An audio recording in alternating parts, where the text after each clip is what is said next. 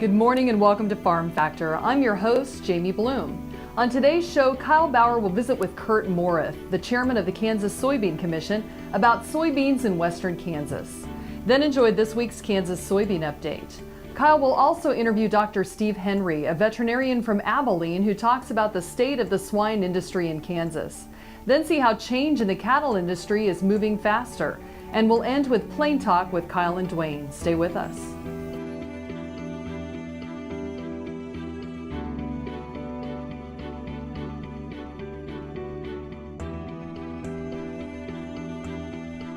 Closed captioning brought to you by Ag Promo Source. Together we grow. Learn more at agpromosource.com. This segment brought to you by Kansas Grain Sorghum. Growers working together. Find out more at kansasgrainsorghum.org. Welcome to Farm Factor. First up today, Kyle Bauer and Kurt Maurath talk about growing soybeans in western Kansas, how the commission funds research, and how the checkoff works. Hi, this is Kyle Bauer from Manhattan. Have the opportunity to visit with Kurt Maurath, and he is the chairman of the Kansas Soybean Commission. Let's start, Kurt, talking about your farm, where you're from, and your time on the commission. All right, I live in Oakley, Kansas, which is in northwest corner of Kansas. Family farm. We grow irrigated corn, wheat, soybeans, sunflowers, milo some years. Have a cow-calf operation. Now, soybeans aren't a large crop in northwest Kansas, but yet you've been on the commission for a long time.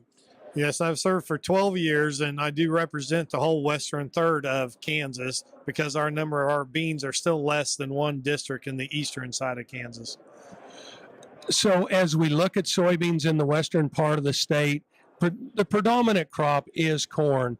Will there come a time that soybeans will continue to increase acres in that part of the state? Well, that we hope so. I mean, with the water declining in the aquifer out there, people are looking for soybeans to be an alternative crop to the corn to try to conserve water. Now, beans aren't necessarily a low water use, but they are less use than corn is. Now, as we one big thing the commission does, though, is they fund research. And let's just talk about the different kinds of research that you do fund. Okay. Well, we do a lot of state research through the universities. We also do international research. Right now we have projects going in Mexico for feeding chickens, or in projects in India where we are feeding fish. India and Thailand, those areas are just such a huge population, and they are a protein deficit, that we see that as a huge market potential. They raise a lot of poultry, and they use the soybean meal in their poultry production. So again, it's just a huge market for us. Let's talk about the checkoff and how those dollars are collected from farmers. Well, the checkoff is collected from every bushel of soybeans or every dollar that is sold in soybeans. The checkoff receives 0.5% of those dollars. And then that money is then split between the state organization and the national United Soybean Board. And that's where our money comes from. That's what we use to manage. But if the money that goes to national, then does the state supplement that sum on some projects, if you will, joint projects? Yes, there are joint projects. The fish feeding I talked about, that was a joint project with the United Soybean Board. When do your budgets run? Do they run July 1st to July 1st, or do they run January to January? Yes, July 1st to July 1st. So you're into a new year, and that budgeting, you look at a lot of different projects each year on trying to decide where that money is best spent. Right. We have meetings here towards the end of the year that the researchers come in, the ag groups come in, they shoot proposals to us. We usually look at between 40 to 60, 70 proposals, and we narrow it down to what we feel would benefit the Kansas soybean grower the most. We're visiting with Kurt Maurath. He is the chairman of the Kansas Soybean Commission. This is Kyle Bauer reporting. Back to you, Jamie. Thanks, Kyle. Folks, come back after these messages for this week's Kansas Soybean Update. KFRM is one of the largest farm radio stations in the nation, dedicated to informing and entertaining rural listeners from northern Oklahoma to southwestern Nebraska. You can catch KFRM in many ways. Of course, 550 on the AM dial, streaming at kfrm.com, or on your smartphone by going to the TuneIn Radio app, or on Ag AM in Kansas on Tuesdays and Facebook every day of the week. KFRM, tune us in. You'll be glad you did. Buying a car shouldn't be this hard. And at Brown Chevrolet Buick in Wamego, it isn't. It's actually awesome. Whether you want a new or used car or truck, Toby's team can make the deal. Even if you want to custom order a new car or truck, Toby's team can make the deal. See Toby's team at Brown Chevrolet Buick in Wamego. We're awesome. This segment is brought to you by the Kansas Soybean Commission. The Soybean Checkoff, progress powered by Kansas farmers. Welcome back to Farm Factor and the Kansas Soybean Update.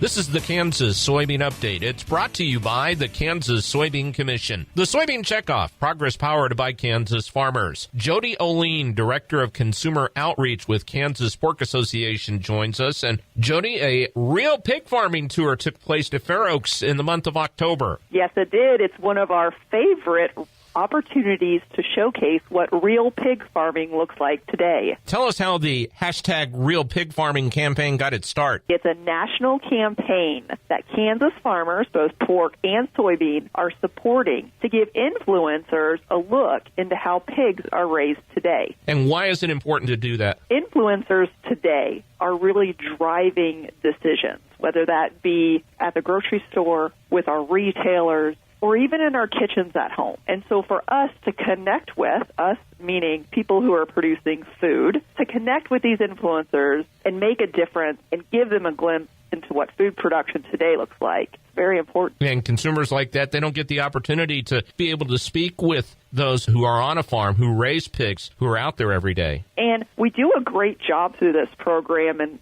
props to Kansas Soybean staff and all of our staff and farmers who support this for doing research and surveys both before and after this tour takes place. We make sure to find out what questions do these influencers have. Are there 2 or 3 real common questions that it seems like you get on these tours? We always get antibiotics, hormones, and environmental effects. We also get concerns about GMOs. How does the family farm fit into all of this? These real pig farming tours, this glimpse into farming today, does a really good job of addressing that. And Jody, school teachers here in Kansas, they've got a great opportunity to take their students on a virtual field trip to a Kansas pig farm. They sure do. Again, supported by Kansas soybean farmers and really driven by our pig farmers around the state, we have launched the virtual field trip tour. And this has been a great program so far. Over 1,000 students have looked inside Kansas pig farms to date due to this program. If you've got any questions about the program, I encourage you to contact Kim at our office. And for those who want to reach out on social media, what's the hashtag for all this that they need to use? They can use Real Pig Farming hashtag, and they can find us pretty much everywhere by searching at Kansas Pork. Jody Oline, Director of Consumer Outreach with the Kansas Pork Association, joins us on the Kansas Soybean Update. It's brought to you by the Kansas Soybean Commission. The Soybean Checkoff, progress powered by Kansas farmers. Learn more at kansassoybeans.org. For Kansas Soybeans, I'm Greg Akagi. Hope you enjoyed this week's Kansas Soybean Update. Stay with us after the break for more Farm Factor as Kyle visits with Dr. Steve Henry from Abilene.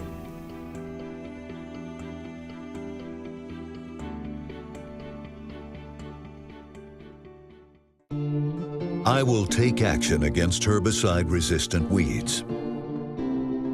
I will know my weeds, and I will stop them before they go to seed. I will do whatever it takes to give my crops the upper hand. And I will use multiple herbicide sites of action because every action counts. I will take action, this time for all time. Here's another gardening tip with Annette Jackson from Jackson's Greenhouse. Fall is a great time to plant, and if you would like fresh fruit, grapes, or berries to eat next year, now is an ideal time to plant. We'll show you how, what, and where to plant for a successful crop of delicious, healthy fruit. We have a great selection and great service. Come see us at Jackson's. Our entire stock of shrubs, roses, berries, perennials, and trees are now on sale at 25% off. Hurry out for your best selection. Jackson's Greenhouse has what you need today. Tallgrass Commodities offers producers bulk commodities at a reasonable price with reliable service throughout the whole Midwest. To find out more about Tallgrass Commodities, visit tallgrass.us or call 785-494-8484. Soil is the life of a farm, and for 25 years, SureCrop Liquid Crop Nutrition has helped growers produce abundant quality crops while preserving and improving the soils they steward. SureCrop offers complete soil and plant analysis with cropping recommendations, delivery direct to your on-farm storage, and quality crop nutrition custom blended for your field. Choose SureCrop for the assurance of excellence for your soil. Call today or visit their website for more information. This segment brought to you by SureCrop, liquid crop nutrition delivered right to your farm. We're back with Kyle and Dr. Henry, who updates us on the swine industry in Kansas. Hi, this is Kyle Bauer. I have the opportunity to visit with Steve Henry, Dr. Steve Henry, a veterinarian from Abilene, long-time practice in the area that has specialized in swine. You've seen swine operations across this entire country. So I will ask you, what is the state of the swine industry in the state of Kansas? Well, Kyle, the swine industry in the state of Kansas is a long-time part of our agricultural family here, and what we do with the pigs is we increase the value of our grains. Right now, most of the operations in Kansas are Kansas producers, Kansas families, Kansas family corporations and LLCs. Our industry hasn't grown a great deal over the years, but it's been very stable, and it's a very high level, high quality production when you compare it to the rest of the nation. In Kansas, we've almost led the nation on waste control, waste management. When it comes to livestock, we have a lot of different kinds of livestock. Would you agree with that statement? Oh, certainly.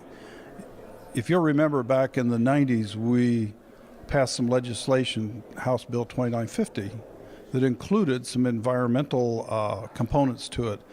What could be the maximum levels of phosphorus in the soil? What could be the nitrogen applications? And the purpose of those was to protect the waters of Kansas. That's what those things have done. We have levels that are more stringent in Kansas than any of the states surrounding us and much of the pork production states, which has been wonderful for protecting our environment, and it's also been really good for our crops and crop producers. You know, it's also, though, I will say good for the livestock producers in that you know exactly what the rules are, and you know the rules are safe, and so you know how to manage for that. That's true. We know what the requirements are, and through programs such as Kansas Gold, through the Kansas Pork Association, we have professional advisors that can help us figure out just how much we can put on, basis what crop is going on, basis what the yield is. So what you have is a professionally managed nutrient management system that benefits you as the crop farmer and me as the livestock producer in the state of Kansas. It seems to me to grow an industry, you have to have processing. As I watched the Triumph facility built in the northeast corner of the state, or right on the state line, I thought we saw increased pork production because of that. When we saw the facility go into Guyman in southwest Kansas, does Kansas, in order to grow the industry, do we have to grow more processors? I don't believe so, personally. I think we have the processors in place now. Triumph has been a huge boon to all of us in Kansas, whether we sell directly to them or whether that increases the competition for other market sources around. Crete, Nebraska, Fremont, Madison, Ottumwa. Also, we're going to have probably 5 new pork processing plants by late 17 in the U.S. we'll have for the first time a lot of state-of-the-art, modern, new facilities and processing capacity. So personally, I think about the last thing Kansas has to worry about is more pork processing. We're visiting with Dr. Steve Henry from Abilene. This is Kyle Bauer reporting. Back to you, Jamie. Thanks, Kyle. Folks, be sure and stay tuned for one producer's thoughts about change in the cattle industry.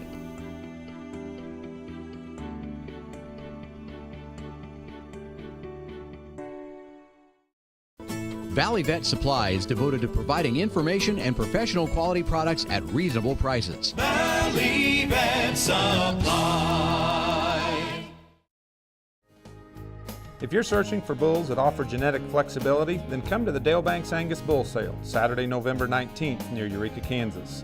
Selling 140 bulls that have spent their lives in rough Flint Hills pastures. For 112 years, the Perriers have been focused on providing hard-working, balanced trait bulls for progressive cattlemen nationwide. Make plans to join us on November 19th or bid online at liveauctions.tv. Call the Perriers at 620-583-4305 or dalebanks.com. This segment brought to you by Kansas Farm Bureau, the voice of agriculture. To join today or more information, go to kfb.org or find us on Facebook and Twitter. Welcome back to Farm Factor as we hear from one producer on the current pace of change in the cattle business. We are used to slow change in the cattle business, but after decades at that pace, a rapid transition has set in. Part of that's because of technology, and as we add technology to any industry, the change tends to happen faster. Part of it's because of communication directly from consumers, where we now understand to a much greater extent what consumers want and what they won't accept, and we're reacting to that. And part of that is just the speed of the way everything's happening in the globe these days. The markets have seen increasingly wild price swings. The price volatility in fed cattle over the last few years has exceeded what supply and demand differences would have predicted. So we know that there are other forces at work.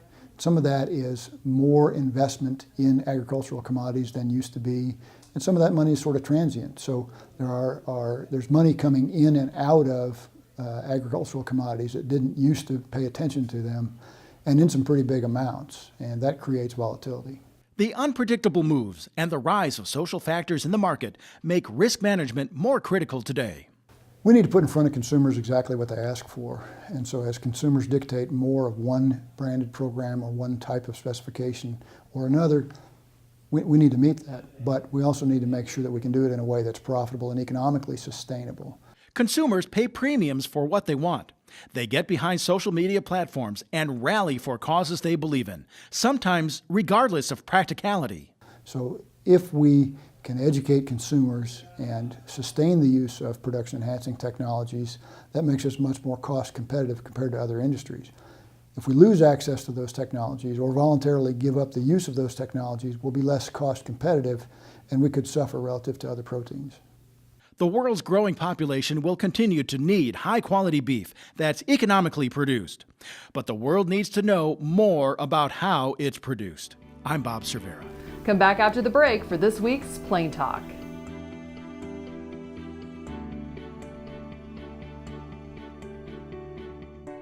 Kansas Farm Bureau, the voice of agriculture, represents grassroots agriculture. The state's largest and most powerful farm organization stands up for its members through leadership development, agriculture education, legal defense, environmental advocacy, farm safety, and risk management. Members also enjoy money-saving benefits. To join our organization today or to learn more, go to www.kfb.org or find us on Facebook and Twitter. Ag Promo Source is a unique group of marketing specialists with one mission: help your ag business grow. Each affiliate has their own area of expertise, and they work together to bring you advice, products, and services. To get started, visit agpromosource.com. Ag Promo Source. Together we grow.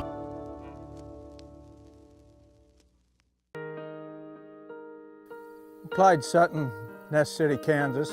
Lived on this place all my life. About a year and a half ago, got to where I couldn't saddle a horse. The pain was terrible. Read about stem cell. First it wasn't for me, then they started doing neck and back. Before I went down to Manhattan pain I was having from my neck down to my hand was curling my hand back. Some people had thought I almost had a stroke, and my shoulder had drawn up. I couldn't lift, I couldn't sleep, I really couldn't do anything, and was scheduled to be operated on, but was scared of the knife, I guess. Went and had it done. As you can see, I saddled a horse. I'm still building fence. Love to shoot a shotgun rifle, and I'm able to participate, not like I used to, but nevertheless I can do the things I used to do. And I want to personally thank the doctors, nurses, staff at Kansas Regenerative Medicine for the opportunity they give me to have my life back again. To see this show and past episodes of Ag AM in Kansas, go online to agaminkansas.com. This segment brought to you by Kansas Corn. Learn more at kscorn.com.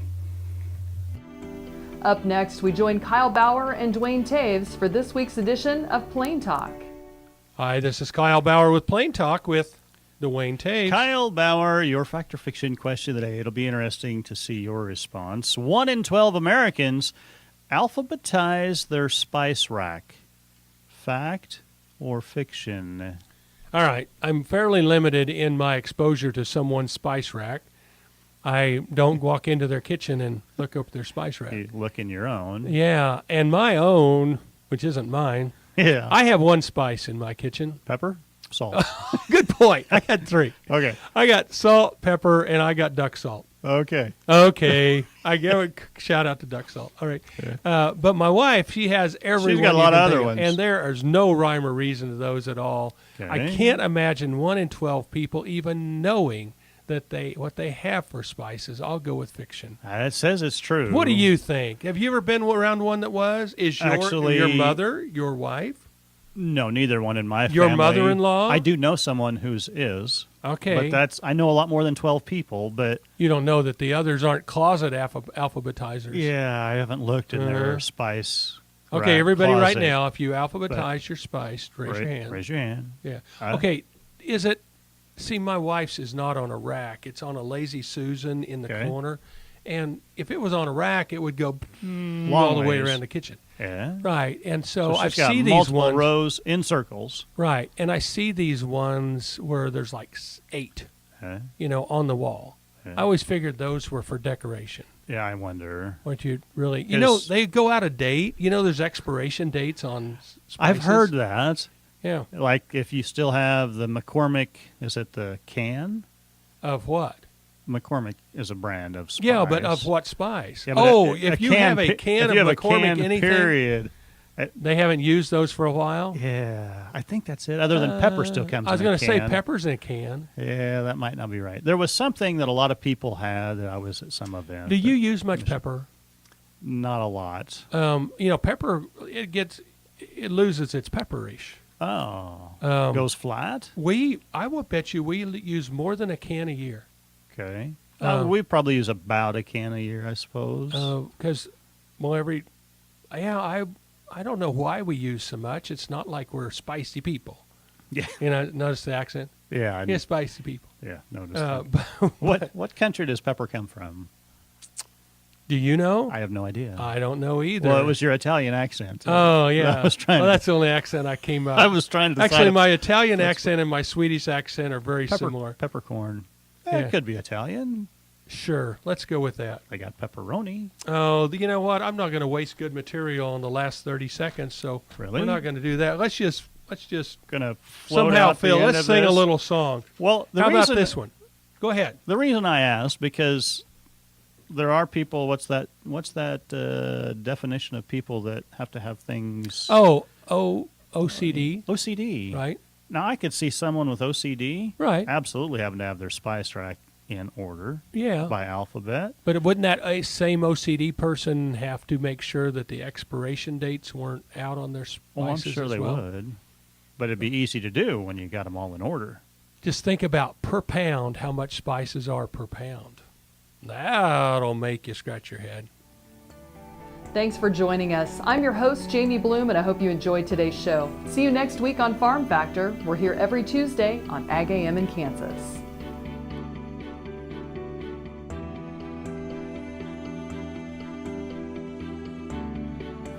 Closed captioning brought to you by Ag Promo Source. Together we grow. Learn more at agpromosource.com.